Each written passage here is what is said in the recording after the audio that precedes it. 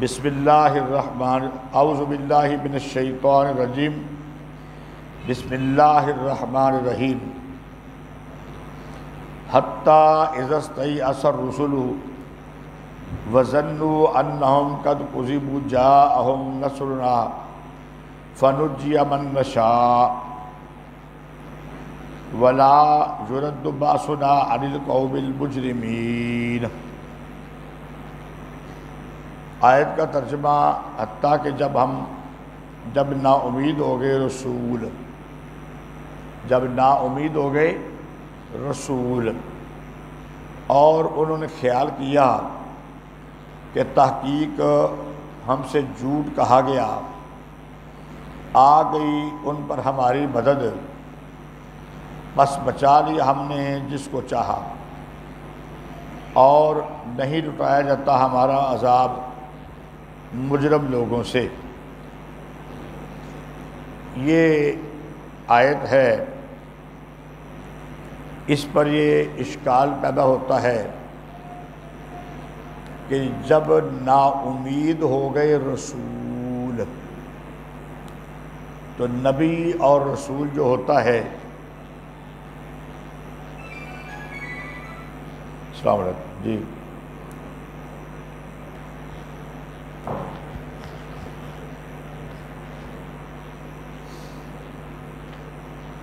اچھا جی،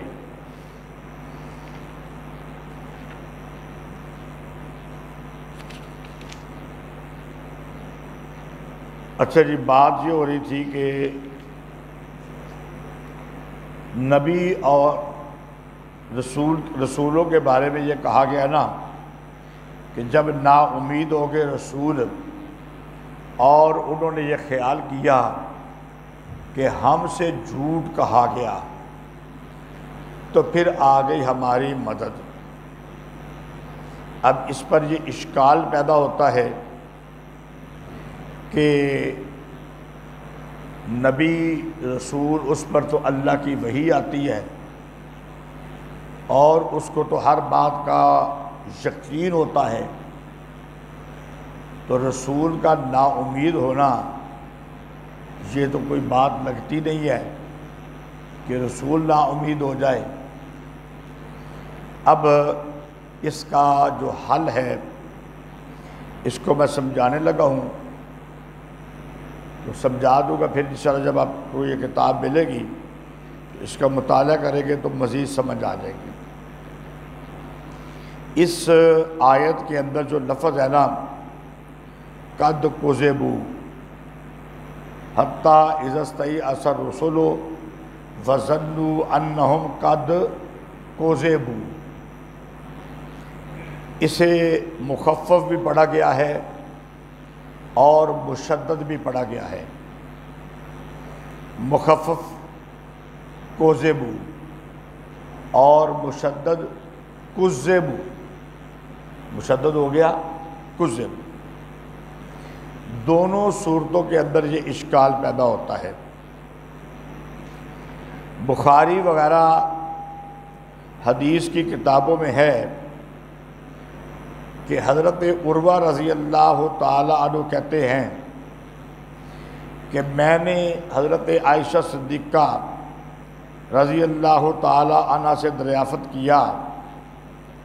کہ کذبوا مخفف ہے یا کذبوا مشدد ہے، تو حضرت عائشہ صدیقہ رضی اللہ تعالی عنہ نے فرمایا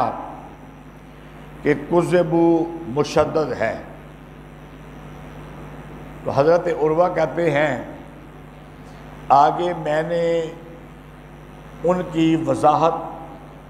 یعنی اس پر جب اشکال پیدا ہو گیا تو تفسیر کا انتظار کیے بغیر کہہ دیا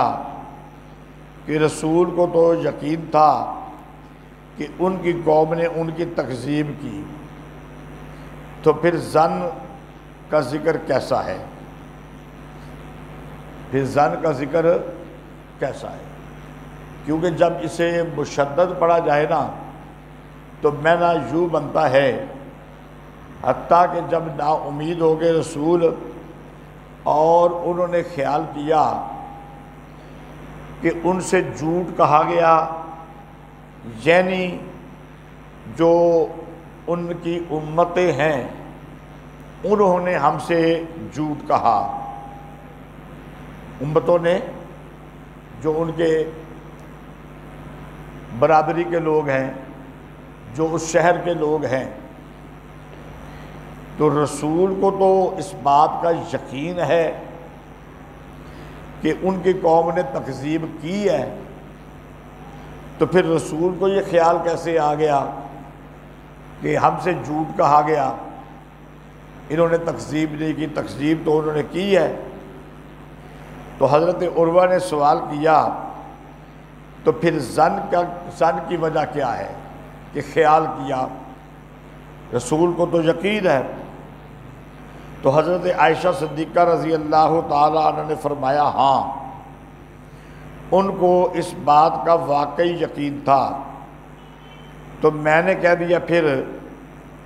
وَظَنُّوا أَنَّهُمْ قَدْ كُذِبُوا، یعنی مخفف ہے، پھر کذبوا تو نہیں ہونا چاہیے، پھر کذبوا مخفف ہونا چاہیے۔ تو کہنے لگی خدا کی پناہ، بھلا پیغمبر اپنے رب کے متعلق یہ خیال کیسے کر سکتے ہیں؟ کیونکہ جب کذبوا پڑھا جائے تو معنی یہ بنتا ہے کہ حتیٰ کہ جب نا امید ہو گئے رسول اور انہوں نے خیال کیا کہ اللہ نے ہم سے جھوٹ کہا، تو حضرت عائشہ نے کہا خدا کی پناہ، بھلا پیغمبر اپنے رب کے متعلق یہ خیال کیسے کر سکتا ہے کہ اللہ تعالیٰ نے ان سے جھوٹ کہا؟ تو پھر میں نے کہا اس آیت کا مطلب کیا ہے؟ اگر کذبوا پڑھیں پھر بھی اشکال ہے کہ جو امت نے جواب دیا تو نبی کو پتہ ہے کہ یہ واقعی ہمیں جھٹلا رہے ہیں، تو پھر خیال کا کیا مطلب؟ اور اگر کذبوا پڑھا جائے تو پھر کیا اللہ نے جھوٹ کہا؟ یہ ہو نہیں سکتا۔ تو حضرت عروہ کہتے ہیں کہ میں نے کہا پھر اس آیت کا مطلب کیا ہے؟ تو حضرت عائشہ رضی اللہ تعالی عنہ نے فرمایا کہ یہاں سے متبعین رسل مراد ہیں، جو اپنے رب پر ایمان لائے، رسولوں کی تصدیق کی، پھر تکلیف ان پر طویل ہو گئی اور خدا تعالیٰ کی مدد ان سے مؤخر ہو گئی۔ یعنی ہر امت میں جو رسولوں کے تابع دار ہیں اس سے مراد وہ ہیں، کذبوا سے مراد ساری امت نہیں، کیونکہ امت کے اکثر نے تو جھٹلایا ہے، لیکن امت میں سے وہ لوگ جنہوں نے رسول کی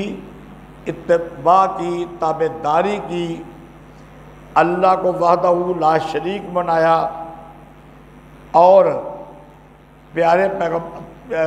رسولوں کی تصدیق کی، پھر ان پر تکلیفیں آئیں، تو نبی اور رسول نے تو کہا گا کہ اگر میری بات مان لو گے، اللہ کی توحید کو مان لو گے، میری نبوت اور رسالت کی تصدیق کر دو گے تو تکالیف دور ہو جائیں گی، لیکن تکلیف ان پر لمبی ہو گئی، دور نہیں ہوئی بلکہ لمبی ہو گئی، اور اللہ تعالیٰ کی مدد ان سے مؤخر ہو گئی،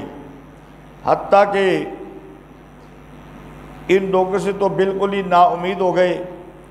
جنہوں نے قوموں میں سے تکذیب کی تھی، اور رسولوں نے خیال کیا کہ اب تو ان کے متبعین، ان کی بات ماننے والے تابع دار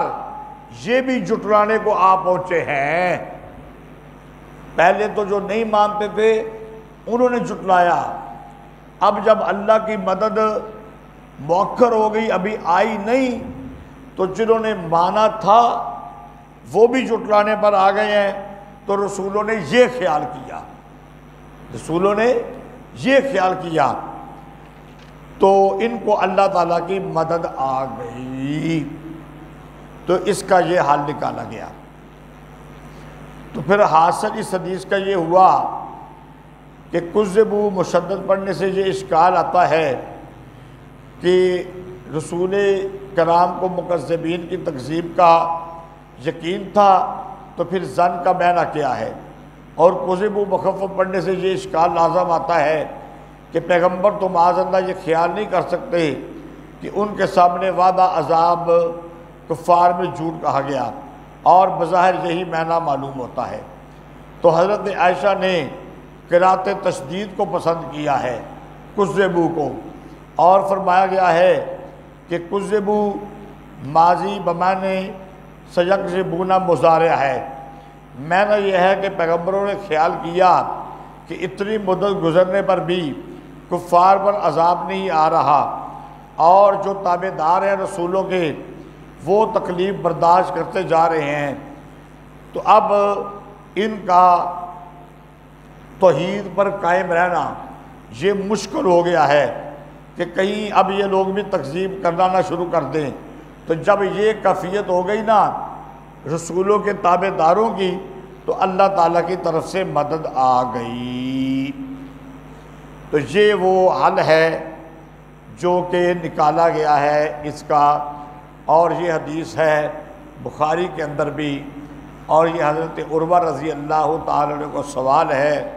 اور حضرت عائشہ صدیقہ رضی اللہ تعالیٰ عنہا کا جواب ہے۔ اب ایک اور اس کی وضاحت سن لو۔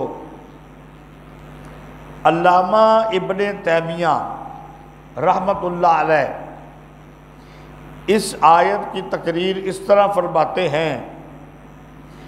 کہ بعض اوقات صرف ایک چیز کے ہونے کی اطلاع بھی جاتی ہے، بعض اوقات صرف ایک چیز کے ہونے کی اطلاع بھی جاتی ہے، لیکن اس کا خاص وقت متعین کر کے بیان نہیں کیا جاتا کہ یہ کب ہوگا۔ ایک چیز کی اطلاع کی جاتی ہے نبی کو کہ یہ کام ہوگا، لیکن کب ہوگا یہ نہیں بتایا جاتا۔ مثلا یہ تو آیا کہ آپ کی رسولوں کی مدد آئے گی، لیکن یہ نہیں بتایا گیا کہ کب آئے گی۔ اب رسول اپنا اجتہاد کرتا ہے اور اپنے لیے ایک وقت متعین کر لیتا ہے کہ جب اتنی تکلیف آ جائے تو اس وقت مدد آ جانی چاہیے۔ تو رسول کیا کر لیتا ہے؟ اجتہاد، اور ایک وقت متعین کر لیا جاتا ہے، اور ظن میں خطا کا واقعہ ہو جانا ممکن ہے۔ جیسے دیکھو حضور اکرم صلی اللہ علیہ وآلہ وسلم کو یہ بشارت دی گئی تھی، یہ بتایا گیا تھا کہ آپ مکہ میں داخل ہوں گے، عمرہ کریں گے۔ حضور اکرم صلی اللہ علیہ وآلہ وسلم نے یہ اجتہاد کیا، یہ سوچا کہ اسی سال ہم عمرہ کریں گے، لہٰذا بڑا مشہور واقعہ ہے، حضور اکرم صلی اللہ علیہ وآلہ وسلم اور صحابہ کرام احرام باندھ کر نکلے، حدیبیہ کے مقام پر کافر سامنے آ گئے، انہوں نے مکہ جانے نہ دیا، اور وہاں پہ ایک صلح حدیبیہ ہوئی کہ اس سال واپس چلے جاؤ اور اگلے سال آ کے تم مکہ میں داخل ہو سکتے ہو۔ تو اب